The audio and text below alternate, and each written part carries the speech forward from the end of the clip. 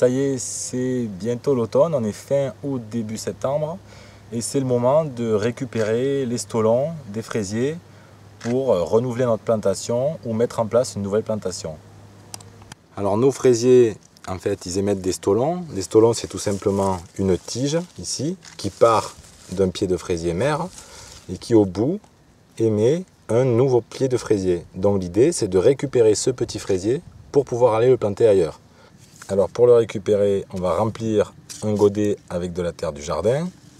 On va poser notre petit fraisier avec ses débuts de racines sur la terre et puis on va le caler avec un petit fil de fer, un petit cavalier pour qu'il reste bien en contact. On va laisser ce stolon là, on ne va pas le couper, on va le laisser puisque c'est lui qui alimente le fraisier tant qu'il n'est pas enraciné. Par contre, s'il y a un stolon secondaire qui part de ce fraisier, on va le couper pour que ça soit lui qui ait toute l'énergie qui est donnée par le pied mère. Au bout de 3 semaines, un mois, il devrait être enraciné dans le godet. On pourra alors couper le stolon, le récupérer et le planter ailleurs. Par contre, il arrive parfois qu'il y a des stolons qui s'enracinent naturellement. Eh bien, on va tout simplement venir les récupérer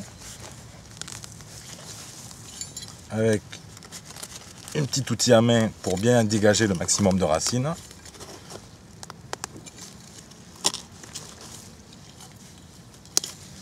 Et puis, ce nouveau plant de fraisier, on va aller le planter ailleurs dans le jardin.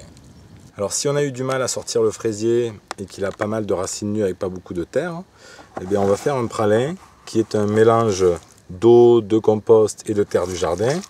Et puis on va bien praliner là, les racines pour bien leur mettre de la terre humide un petit peu partout autour. Et ensuite, eh bien on va faire un trou pour notre fraisier.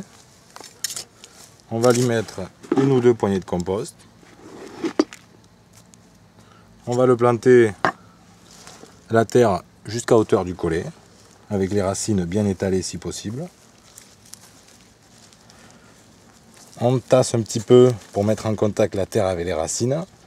On arrose et il n'y a plus qu'à attendre le printemps prochain pour récolter des fraises.